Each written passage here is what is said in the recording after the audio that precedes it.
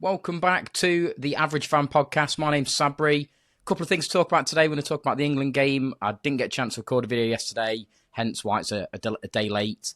And we're also going to talk about the Scotland game, which was last night. So, firstly, England performance. Awful game, really. It was such an anticlimax. After the performance against Croatia, it was such a shame to see just an absolute flat game. Nothing happened, really. And it's a shame because I don't think it needed to be like that. Obviously, Ghana were going to go into the game and just park the bus. It was probably clear that was going to happen. That's probably the only option they had, really. And they did it to perfection. There was nothing going through that, either the defence or the midfield. Very little got through. And I don't think we set up particularly well. We started Gordon again, which didn't surprise me. He didn't have a great first game, but I wasn't surprised to see him starting on the Ghana game. But he just did not perform. They had a guy who was literally on him the entire game, just marked him out of the game completely.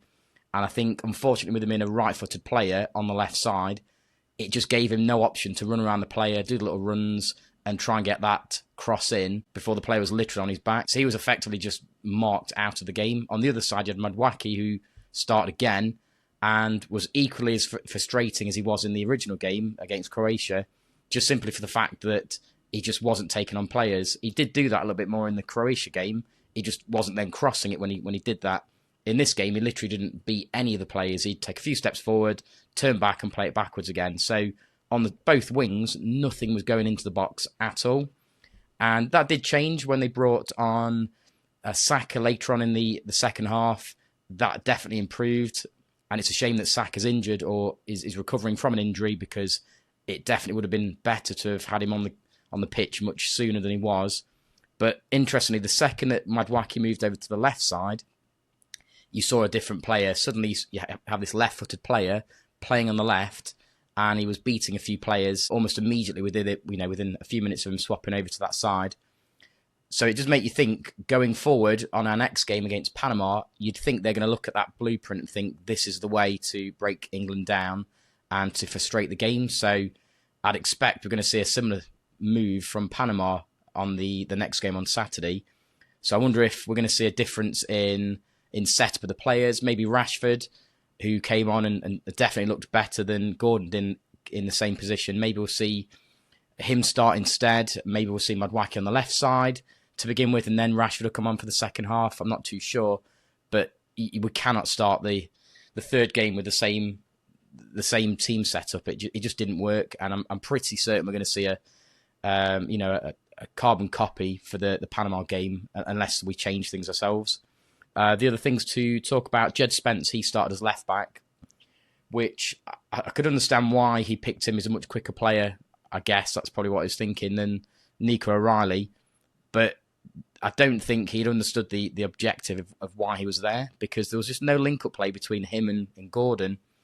And that was frustrating to see, because Gordon already has had the first game where he didn't really get many passes to him, no link-up play, and then he didn't really do much with what he did receive in the first game. And then the exact same thing happened in this game as well. So Jed Spence just clearly wasn't understanding the objective. You could hear Tuchel screaming at the sideline at both Gordon and Spence, telling them to, what exactly to do.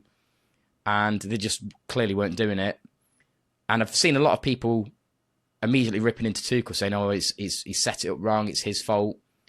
But you could literally hear him shouting at the players exactly what he wanted to do, and they just weren't doing it. So I think in this instance, it's the players. They just weren't doing what they're supposed to do. He clearly wanted them to make, plays over the wall, break through it much quicker, and instead they were just passing it around.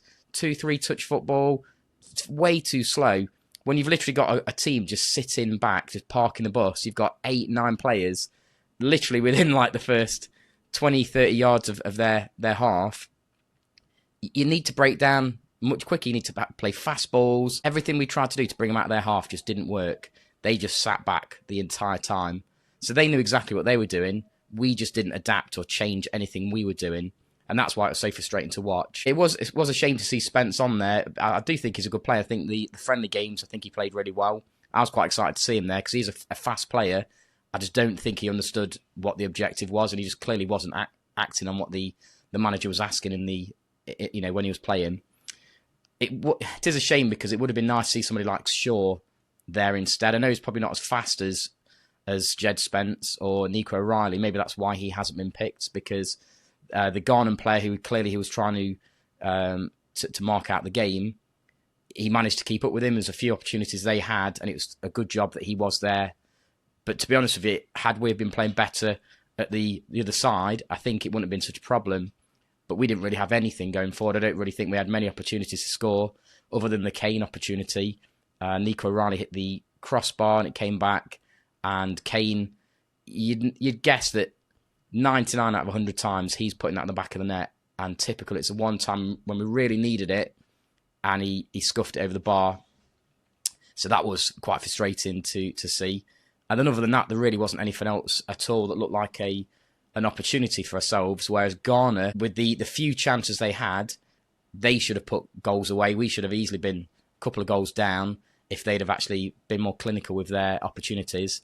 They did have a really good opportunity, which I cannot believe it wasn't given as a penalty. I don't even think there was a VAR decision or check at all. I can't recall seeing anything or being told anything from the commentators, but it was a clear foul, clear penalty, possibly even a red card as well for denying a goal-scoring opportunity. But fortunately, it went in our favour. I don't think it's particularly fair. Those sort of decisions should have definitely been given on field. I think it was obvious enough that it was a penalty for Ghana, but thank God it didn't go their way. But yeah, I think of the chances that they had, I think Ghana actually, if man of the match, I would have given it to one of their players, because they definitely outperformed us in everything. Every objective they went out to perform, they managed to put it into action, whereas clearly our players, they just didn't understand the plan. And the only lease of life that we saw was when we had players like Nico O'Reilly come on. Suddenly it changed the game a little bit.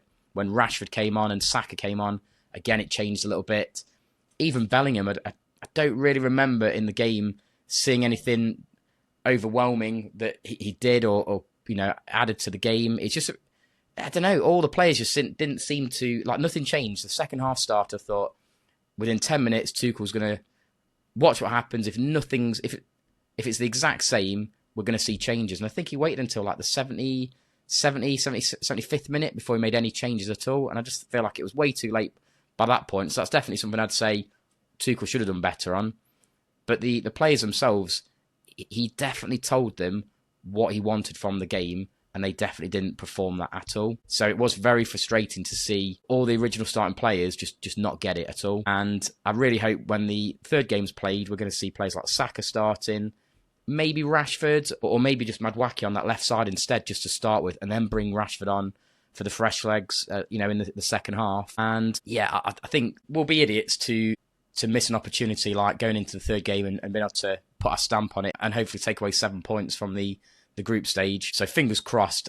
We had, me and my brother both had really high hopes. In the last video, we were talking about, could it be a 3-0 game, 4-0 game?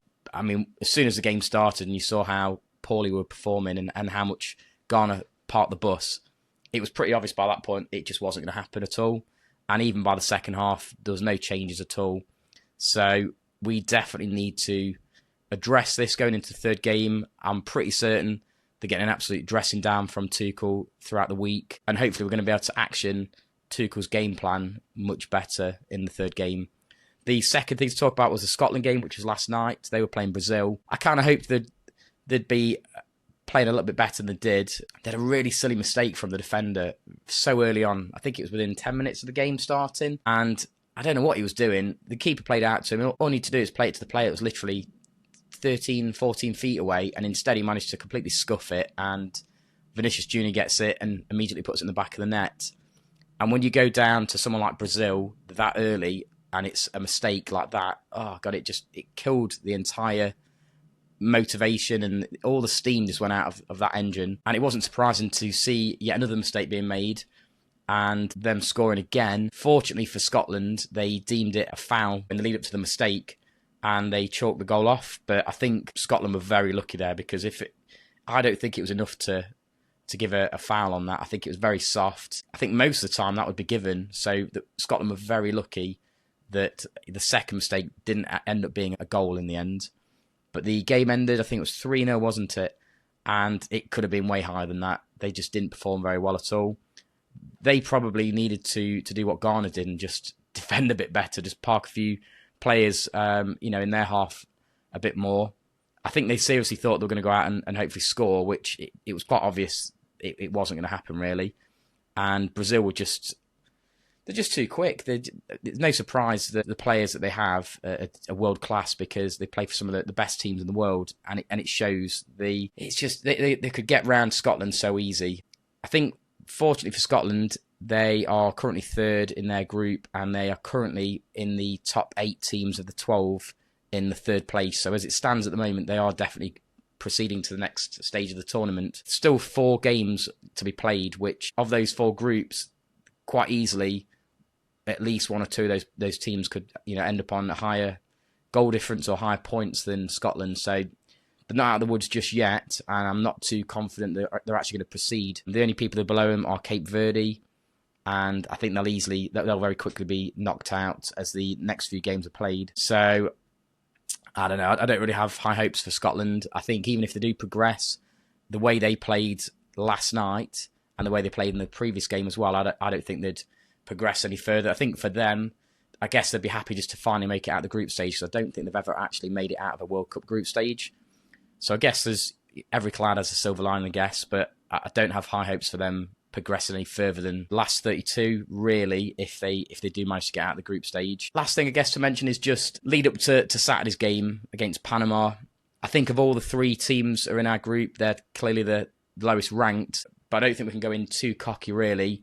I think the Ghana game was definitely a wake-up call. I certainly got a bit too excited. Having seen how well we played in the first game, it was such a shame to see probably one of the best performances of any of the teams in the World Cup with the first game, and probably one of the worst performances with the second game. It was such a contrast, and I really hope we don't underestimate what Panama can bring to the table here. If they do the exact same thing Ghana's done, I think we're in for trouble, really, because we desperately need 3 points in our next game. I really think we need to finish top of the group and make sure we have the easiest run as possible.